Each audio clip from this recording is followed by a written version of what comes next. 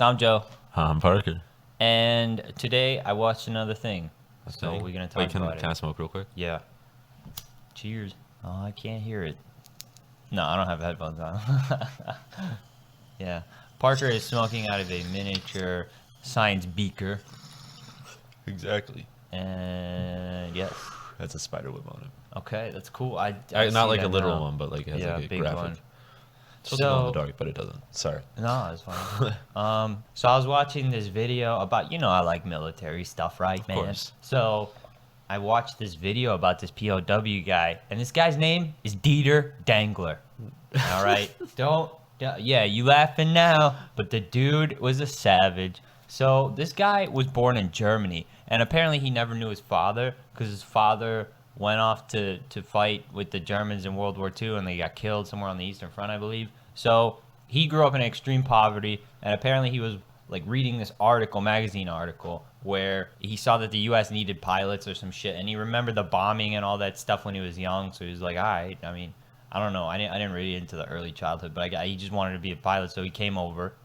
From Germany. Yeah, his parents apparently sponsored him or helped him with the money and stuff to get over, and he gets over, he joins the military, and he starts flying these Sandies, these A1 Sky Raiders in Vietnam, which is like it's like the grandfather of the A10 Warthog, like the low and slow infantry support. Yeah, well, it didn't have cannons. It was just like I'm talking about like kind of the type of plane. Like it was the job for it. I definitely think I've seen those before in old war videos. Super, yeah. The A1s, they're just like they're a World War II looking plane, but they were a lot bigger, a lot fatter, and they were just to buzz in and fuck shit up. They have napalm on them. They put whatever they need, rockets and everything, and Goddamn napalm. they carried the canisters. Damn. You see them drop those things, they like tumble. You see those Vietnam videos. It's napalm. It's like jelly with gasoline. Vaseline mat with fucking jelly or sort of something like that. Vaseline and gasoline. This shit just you can't get it off. It just burns. Ugh. It's like jelly on you. Is it banned now? Water. Huh? Banned? Is it? I don't think so. I don't know. Because what? Oh, mustard gases. I don't know. Yeah. It was a bunch like just gases. I think. Yeah. I don't know if you could. Well, tear gas. If whoever wants to, they will, right? Like that was the whole thing with the movie Jarhead, where they had to gas, and they had to put their shit on, right? Oh yeah. And they like fucking putting it on wrong. So, but anyway, he's flying this plane and he gets shot down, and I'm not sure if he got shot down. I think he got shot down over Laos or Laos, depending. I'm gonna use this too because I've seen some Vietnam veterans call it Laos, like some MACV guys that worked there or fought there. So I always went by Laos, like Laos, Cambodia, right? Yeah. So, but that's what I'm just gonna go with. But I acknowledge the fact that there's Laos floating around out there, right? So he gets shot down, and he gets found by the Pathet Lao, the Laotian guys. Laotian, that sounds. And they march him through the forest and shit, and then eventually he gets handed over to the Vietnamese. And he went through like survival, evasion, resistance, escape. Yeah, that training that they put you through, where they like put you out on your own. If you're in special forces, special forces, but like all special operations, I think go through some type of SEER training just in case, because they're prone to be behind enemy lines or around them or somewhere where you might need to escape. But obviously pilots probably go through it extensively too, because you get shot down. Yeah. So he gets handed over to the Vietnamese, and then the Vietnamese take him, and they apparently there's a weird story. I was reading it here. After some weeks, Dengler was handed over to the Vietnamese. As they marched him through a village, a man slipped Dengler's engagement ring from his finger. Dengler complained to his guards. They found the culprit, summarily chopped off his finger with a machete, and handed the ring back to Dengler. And he said, I realized right there and then that you don't fool around with the Viet Cong. So I mean, but they got him his ring back. Like, yeah, hey, there's a finger on it. little extra souvenir for you. So I mean, on the one thing that they did decently nicely. Yeah, on the decent side, I guess. He got thrown in this camp though, apparently with a lot of they were civilians employed by Air America, which is a civilian airline owned by the CIA. So they were civilians, and except for this Martin guy, Dwayne Martin, who was a helicopter pilot, Air Force helicopter pilot. They're in the camp and everything, and they decide to escape finally. So when the guards were eating, the group of these guys slipped out of their handcuffs and foot cuff things, and they grabbed the guards' weapons because the guards left them there unattended. Smart. And yeah, so good move, guards. Thank you. The weapons had M1 rifles, all this shit, AKs, all this stuff. And Dengler goes out first. He was followed by Martin, and they went to a guard hut, got an M1 for himself. Well, Dengler did. He passed the carabine to Martin, and this is the Dwayne Martin guy. So he's with him for a while.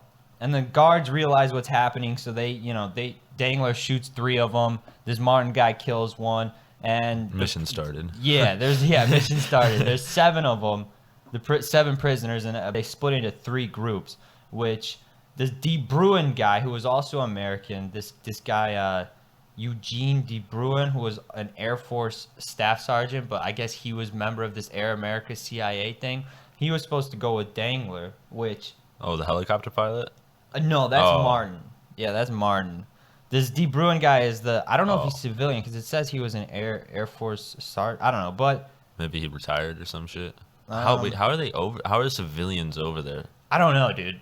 They were part of the CIA, and apparently this shit got shot down. One of these planes of this airline, and they put. Oh, it might have been like families of agents placed over there or something. I don't know, but out of all the 7, Dengler's the only one that survived.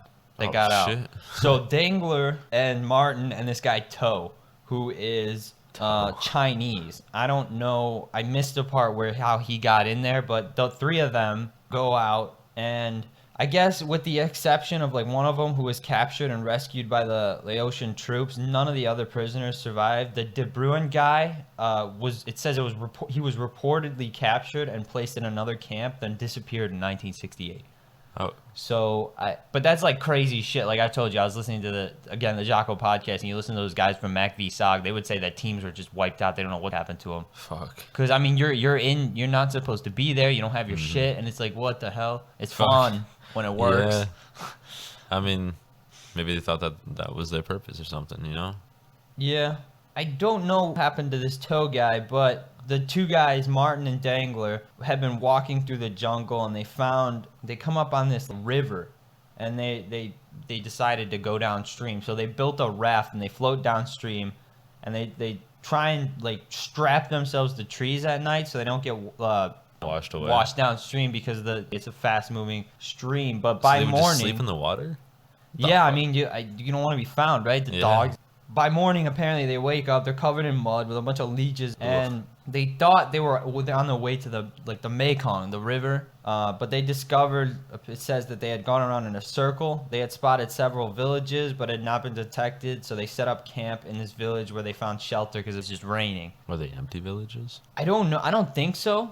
So but they found all this food. They were on the verge of starvation. I guess they didn't run into anybody, but they tried to signal a C-130. Building a fire with bamboo, rubbing bamboo together, because they have nothing on them. And Dengler finds carbine, whatever the fuck, cartridges. They use the powder in them to get the fire, to get the tinder coated in this powder to start the fire.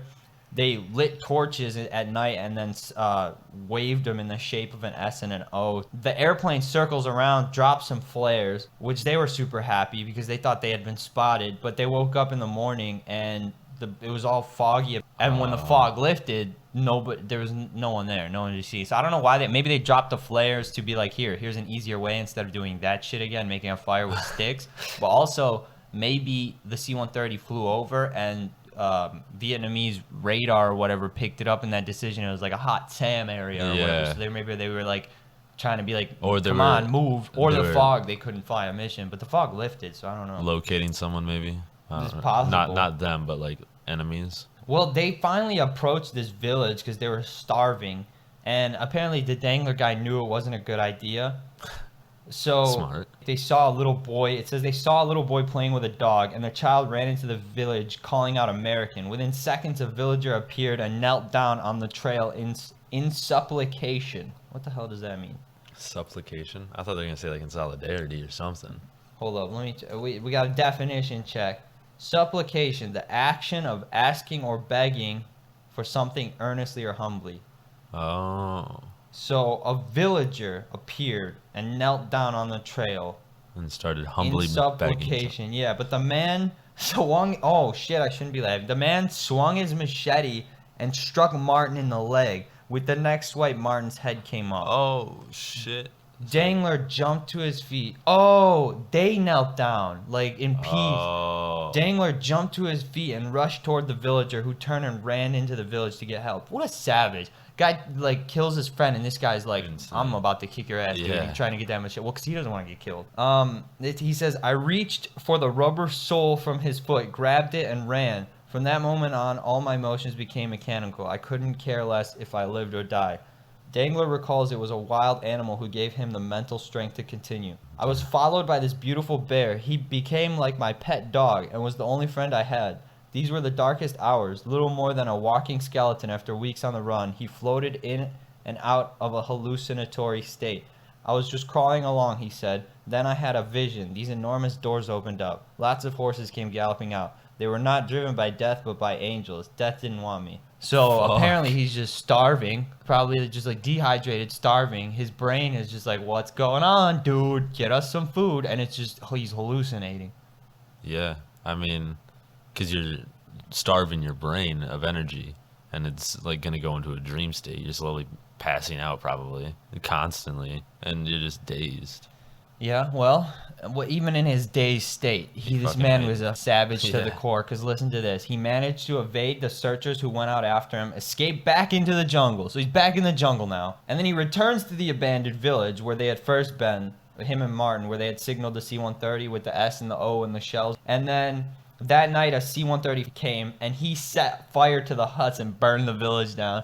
Oh shit. So the C-130 obviously spotted him and dropped flares. He was like, "You guys are not missing me this time. Fuck y'all." Well, dude, no. Again, the crew reported seeing the fire, and they returned to this Thai Air Force base, but the fires were not recognized by intelligence as having been a signal from a survivor. So they didn't miss him, but they didn't get him. Well, he finds a parachute from a flare, like the flares they dropped, and he used it, like he wanted to use it as a signal, and he found a bush and placed it in his, like, he found one on a bush. I guess it just landed somewhere, and he put it in it. He has like some kind of bag or some kind of backpack, a rucksack. And after 23 days in the jungle, he manages to signal an Air Force pilot with a parachute, which I don't know how he did this. Did he like flag? No, that would make no sense. In the jungle, can't really flag. Oh, music down. he saw the white in the, like, he spotted a flash of light, like, while making a turn, the pilot. Oh. And came back and spotted a man waving something white, he says. Okay, so he was waving it. Yeah, the wingman contacted rescue forces, but they were told to ignore the sighting, as no airmen were known to be down in the area. This pilot persisted and eventually managed to convince this command control center to dispatch a rescue force, and I guess they found him. Finally. Okay, so fearing that Dengler, so they go out there and they were afraid, the rescue force was afraid that he might be a Viet Cong soldier, so the helicopter crew restrained his ass when he was on board. I mean, I'd rather that than fucking dying of starvation, huh? Dengler said the flight crew was holding him down and pulled out a half-eaten snake from underneath his clothing. What? So he ate a snake? I guess they stripped him. They made sure he wasn't Vietnamese, and it wasn't until after he reached this hospital in Da Nang that his identity was confirmed.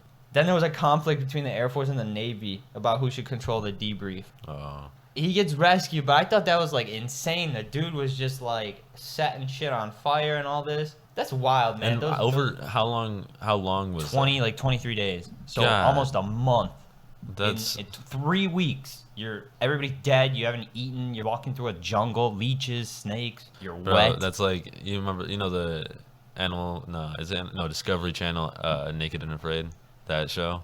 Yeah. Bro, yeah. they're out there. They have like a whole film crew. They have like a safety net with like not an ambulance, but like an EMT around. If they get bit by something poisonous, they get pulled out. Well, 'cause, you like, have. I mean, you it's a have to show. nowadays. Yeah, but it's Nowadays, like they did this in the 60s. well, I mean, nowadays meaning like they Nowadays, have, if you get lost in the jungle or you're shot down, same thing. It's a different thing. yeah, but I've watched so many of those episodes where they back out after like Yeah. Well, because 10 they days. can. I feel like I feel like some of those people maybe if you put them in this situation, there's no other choice. they have they in the back of their mind they're always like I can back out. I Yeah. can back out, Yeah. and then That's they probably a finally big part of it. fall into it.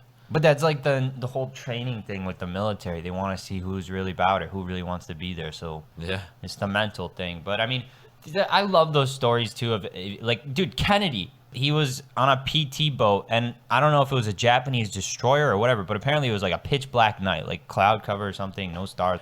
This destroyer or battleship, this Japanese ship, cuts his PT boat in half. So he like tries to save his crew.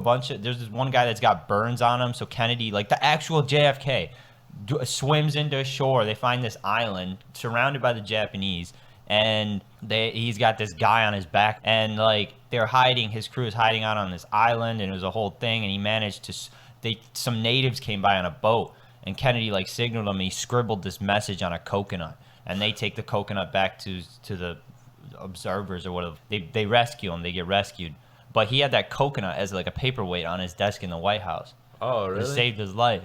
Hey, that's kind of sick. It's a cool story, but I mean, so he wasn't a POW. no. No, he never got No, captured. he was just, dude, that whole because of that, his brother. Well, if you look at the Kennedy story and you hear about the Kennedy curse and all this shit, but also we talked about that. If you have so many kids and they're in such high profile positions, it's just the likelihood of shit happening if you're in public life goes way through the roof, and especially if every single one of your kids is like Yeah. doing something to change the world that can get them a lot of enemies. It's like I don't know if it's necessarily curse. I think it's just Coincidences. It's just likelihood. But I mean, yeah. the oldest one, the one that they actually wanted to be president, the Joe Kennedy, he volunteered to do this thing where they wanted to try and do like bombs. They filled these bombers up with explosives, and the pilot was supposed to fly it near the target or whatever and then jump out, parachute out. Oh, well, some shit happened while he was flying it, and it blew up, and he got killed. And then, of course, you know about JFK, what happens there. And the next sister, the parents sent her away at the time, and they got a lobotomy done on her. What the fuck? So then after that, it's like totally, they just tried to like shelter her from public life. Like, you know, is crazy. Because he had how many kids? I don't know, like 9 8, or something like that. Yeah. Fuck. The top 4, the next one gets killed in a plane crash. And then I don't know who, there's a bunch, RFK gets killed in 1968. The young one drove off a bridge. And then JFK Jr. dies in a plane crash. It's like, yo. Did any survive? Yeah, like, I mean, I think the kids are all dead, but it's like, come on, they were born in the 20s, you know what I mean? Yeah, So, no. but I think the last one to die was, I think is the youngest one. He was like a senator or something. I don't know. I could be totally wrong. You have fact checking. They I don't all know if he did was in the some House shit, or the though. senator or whatever he was, but he just recently died. I think of old age. I mean, Natural I don't know if it causes. was old age. He was older. Yeah, So- he lived a life. They all did some shit. Like people knew. Well, I mean, of course, people knew their name just for being Kennedy, but they did some shit with their name.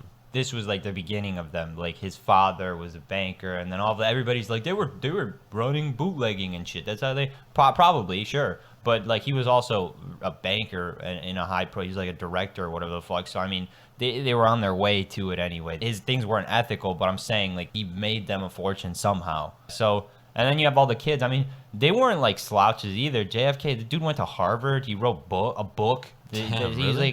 like 20 years old. Yeah, I mean, And wrote a book. yeah, he was all. Times are different. He was like a sickly though. Like he had problems all like since he was a child. Oh just yeah, different I heard shit. that. Just different illnesses Yeah, popping just up random here. shit. Ear infection here, this there. You know what I mean? Sounds So- kind of like me. Sheesh. Yeah. Am I gonna be president? We talked about that. Right, yeah, but take it easy because Kennedy doesn't have a happy ending, right? Oh shit! Fuck. No offense if you're still sensitive about that, but I mean it's been a minute. Too soon? Yeah, too soon. What has it been like 55 years? Yeah, something like that. Yeah. Almost 60 years. Yeah.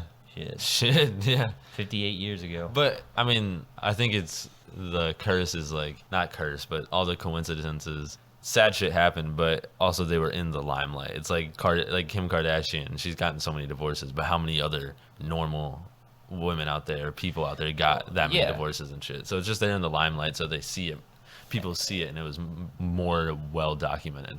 Yeah. Plus, also like the Kardashians or like somebody like everybody talks about the fucking the Vanderbilts and the who's the one that run the whole world the big conspiracy the Rothschilds and all this shit. I feel like the reason you don't hear them is because they're based in a profession. Like the Kardashians are all famous family, but they're not in a super dangerous, like they are, they're in public life, so you don't know what can happen. People try and take out celebrities all the time because they're just crazy, or they're just so fanatical about the celebrity. But this family was just in a volatile. I mean, you're in politics and war. Like, what shit's gonna happen? Yeah, something's going. People are gonna not like you. There's money. There's governments going around. So it's like also the field that the family was involved in. It's not like being not the safest. Yeah. And not to say that there isn't acting families and stuff in movies, like, old Hollywood, and there's probably crazy shit going on there too. But you know what I'm trying to say. It's like, if your family's a banking family, you're less likely to get you're not in a profession. War, there's guns around. Yeah. Politics, most likely guns around. Also, and it's also the 40s, 50s, and 60s. So it's like still cowboy times. You just shoot somebody. Now it's like they have a bunch of security and everything. Not that they didn't back then, but now it's just with camera. That was just crazy. A whole different game, I mean, like, how many people like get caught daily with all that shit? So many nowadays. I mean, how many back then? I'm sure. I don't know. It's just interesting, man. All of it's interesting. I mean, real life is so much weirder. Like that saying where it's not like a conspiracy theory that the government caused it or something, but they're taking advantage of it. Yeah, exactly. So that's more I think they take advantage of just shit that happens in the world. But then some people don't. Some conspiracy theorists just run with they caused it, or something. Like real life. Not that we're closer to fantasy than we think, but there's more supernatural kind of stuff than we realize with our bodies that we don't know or that we subconsciously know but not think about. Shit is wild, and I think that the reason is not easily understandable because of the terms. Like I was saying before, if you just simplify it, it's like more mind-blowing. Or even a cloud. Scientists will be like, well, because of the precipitation, the moisture forms into this cloud bank that comes, and it's a high front and cumulus and all this shit, and you're like, great, that's boring. I'm gonna go watch, the CIA runs the world. So it's like, but if you think about it, it's like, dude, there's a lake of water above you. Say it that way. And that's why, like, shit, like we were talking about Neil deGrasse Tyson, people that can have a relatable, regular language, every man's layman term language, where you can understand what's going on. You realize, dude, shit's wild. Like, what? That does what? There's a parasite that does what? I feel, and like you said, if you're reading some like medical document or like scientific document, you're just gonna read the scientific word and go, okay, and not actually understand what that word means. Now it's easier because you can just Google every word, right? Yeah. But still, even that people won't do. A lot of people just whatever. But I mean, like, even if you and I have a conversation, you ask me about like my Crohn's shit. There's some stuff that I would say that you would not understand. Or I'm sure like you might understand a base knowledge, but like what it actually is. Like, I mean, I tell people like the first time that I tell them they have Crohn's, they go, "What is that?" And I'm not gonna be like, the most simple way I can put it is just ulcers in my intestines. On that note, hold on. Yeah. Peace. Deuces.